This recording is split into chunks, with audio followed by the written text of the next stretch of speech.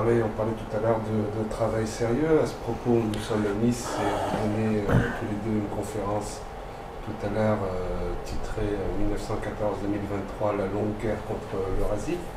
Dans cette même ville était invité la semaine dernière Pierre Hillard, dont le titre de la conférence est USA-Russie, le choc des messianismes. Youssef, vous étiez en conférence commune avec Pierre, vous avez pu débattre. Finalement, sur quel sujet vous êtes d'accord avec lui et sur quoi vous êtes en total... Alors, on a eu un débat effectivement à Colmar. Bon, au moment où nous enregistrons cet entretien, la vidéo n'est pas encore sortie. On a eu un débat qui a peut-être duré entre une et 2 heures. Et justement, j'ai voulu profiter de cette rencontre, de cette conférence commune, pour aborder les points de divergence. Donc sur sa vision du gouvernement mondial, etc. Bon, les auditeurs, les spectateurs regarderont. Mais les points de convergence, ils sont multiples parce qu'on a travaillé sur des sujets communs, on a travaillé sur le messianisme juif, on a travaillé sur son impact. Lui a plus travaillé à l'origine sur la régionalisation, donc le morcellement de l'Europe pour intégrer l'Europe à un gouvernement mondial. Moi, j'ai commencé à travailler plutôt sur la question du sionisme, etc. Nos travaux convergent sur un certain nombre de sujets. Pour les divergences, vous les découvrirez ailleurs, mais on est d'accord sur la désignation de l'ennemi, notamment, comme avec Pierre-Antoine. On est d'accord sur la méthodologie de destruction des religions traditionnelles. Bon, lui, c'est plus centré sur le catholicisme et là, c'est encore un point de désaccord, c'est-à-dire que lui voit l'islam comme une religion qui s'intégrerait parfaitement au nouvel ordre mondial. Je ne suis pas d'accord dans la mesure où, si ça avait été le cas, il n'y aurait pas eu besoin de détruire le califat, il n'y aurait pas eu besoin de détruire les pays musulmans, il n'y aurait pas eu besoin de s'attaquer à l'islam de façon permanente. Et d'ailleurs, ceux qui sont attaqués à la destruction, ceux qui se sont attaqués à l'islam et qui ont voulu le détruire, qui ont tout fait pour le détruire, sont les mêmes que ceux qui ont attaqué le monde catholique, qui se sont attaqués à l'Église, à la monarchie française, etc. Donc moi, je recherche plutôt les points de convergence, mais les points de divergence, oui, sont assez importants. Mais de mon point de vue, ils sont secondaires. À savoir si, par exemple, peut-être qu'on en parlera, savoir si le fait qu'Alexandre Douguin ait cité un poème d'Aleister Crowley en 96 fait de lui un sataniste, et le fait que nous, on le relaye aujourd'hui sur Stratégica, est-ce que ça ferait de nous des complices de... Je vais même pas trop sur ce terrain-là parce que ça me semble même pas secondaire, ça me semble tout à fait éloigné. Et c'est de la politique, c'est de la polémique inutile dans la mesure où, si on cherche le satanisme, le pouvoir satanique, on est dedans, on baigne dedans. Ils sont au-dessus de nous. L'État français, avec Emmanuel Macron, qui va caresser le torse de délinquants à Saint-Martin. Donc en fait, il fait la promotion d'une certaine façon de l'anomie, qui invite des homosexuels sur le perron de l'Élysée, qui fait la promotion du LGBTisme. S'il y a un satanisme, en tout cas, il est là et il domine. Concernant la Russie, Pierre-Antoine en parlera mieux que moi, la Russie, comme la majorité des peuples du monde, a été infestée par le modernisme et par le progressisme. Et ce qu'on voit actuellement, je l'ai dit en fait dès le début de ce qu'ils appellent l'opération spéciale, donc de la guerre contre l'OTAN en Ukraine, j'ai dit dès le début, en fait, ce processus-là de confrontation avec l'Occident va jouer le rôle un peu d'exorcisme et va extirper peu à peu du corps russe les éléments progressistes et sataniques s'il y en a. Donc en fait, on a beaucoup de points communs, mais ceux qui nous opposent, ceux C-E-U-X, grossissent en fait les divergences parce qu'en fait, on est quand même d'accord pour dire que le modernisme et le progressisme a également infesté la Russie, comme il a infesté le monde musulman. Et quand on compare le monde occidental avec le monde musulman, le monde africain et le monde russe, on voit quand même qu'il y a une sorte de résistance anthropologique qu'il y a en Russie, en Asie centrale, au Proche-Orient, au Maghreb et en Afrique. Je ne dirais pas qu'il n'y a plus du tout en Occident, mais qui tente à disparaître en Occident, dans un Occident qui accepte quand même, sans trop de résistance, cette propagande LGBT. Donc effectivement, oui, il y a les réseaux, il y a le LGBTisme, il y a le progressisme. Tout ça, ça existe, ça a infesté l'humanité, mais aussi, il faut revenir à la réalité anthropologique, c'est qu'à un moment donné, des chefs d'État ne peuvent pas aller trop à l'encontre des valeurs de leur peuple, sinon leur peuple vont les vomir, vont les rejeter. Et je pense que c'est ce qui explique pourquoi quelqu'un de très modéré comme Vladimir Poutine se radicalise. Ce que j'avais dit d'ailleurs à Pierre Hillard lors du débat, c'est qu'il ne s'est pas radicalisé sur une décision personnelle. Il s'est radicalisé, parce que l'Occident l'attaque radicalement et qu'il veut lui imposer ce LGBTisme, etc.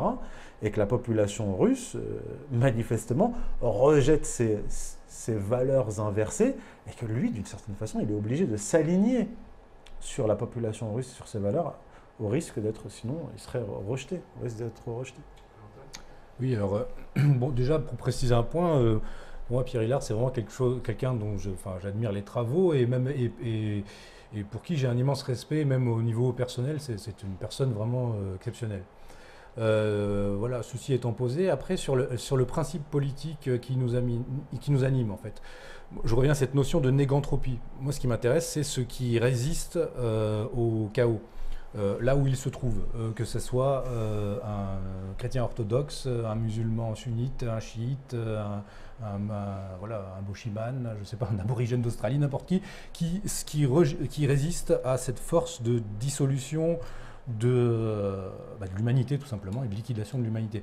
Donc j'ai l'impression que chez Pierre Hillard, on a une lecture qui est plus stricto sensu réellement catholique traditionnaliste.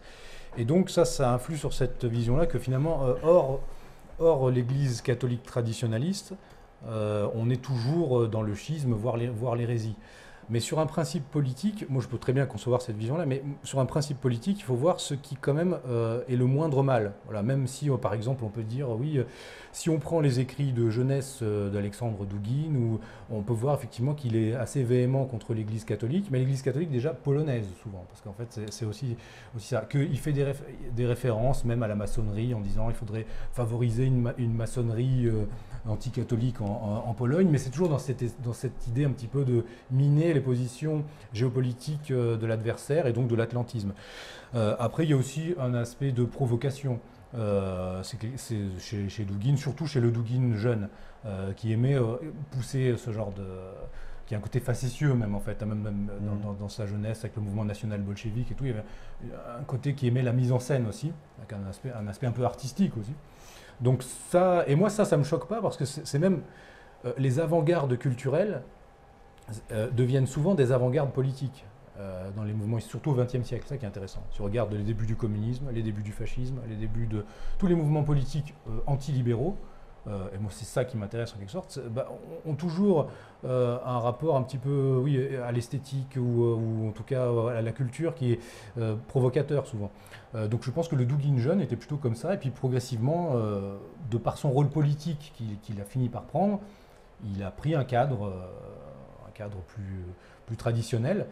Et ça ne me choque pas outre mesure. Après, il faut bien voir que donc c'est ce principe de négantropie et de ce qui affaiblit mon adversaire ou mon ennemi principal est bénéfique pour moi. Voilà, c'est ça le premier principe. Après, l'idée qu'on serait pris dans un choc de deux millénarismes qui seraient égaux, déjà ce n'est pas le cas, puisque d'un côté on a une puissance qui est toute puissante, et puis de l'autre côté on a des pôles de résistance qui vont forcément générer, on va dire, leur propre mystique politique. Et si on regarde bien les travaux d'Alexandre Douguine, il est dans quelque chose comme ça. Et en fait tous les pôles de puissance ont cette forme de croisement justement un peu théologico-politique, de mystique, qui leur permet de mobiliser les esprits à l'échelle de la société. En Iran c'est la même chose, tout le monde a ça. les Israéliens ont ça, enfin voilà, tout le monde a ça. Et on dirait que ce serait interdit finalement qu'aux seuls Français qui devraient rester, voilà, ou stricto sensu dans la rationalité le plus. Mais à la fin, ça comme ça, on meurt, hein, parce que en fait, on n'a que des gens qui eux sont animés par une puissance de vie en quelque sorte, même spirituelle. Et nous, on serait toujours. En fait, c'est pour ça qu'en France, on a ce problème, même dans la résistance au sens large, qu'on regarde les choses se dérouler. Et moi, ça me pose problème. Ça, hein. Et ça, je peux rejoindre Pierre, par exemple, là-dessus, sur cette idée que finalement, on est un peu spectateur, et entre le Léviathan et le Béhémoth, voilà, le Léviathan atlantiste et le Béhémoth un peu eurasiatique, et nous, on est là, on est pris entre les deux.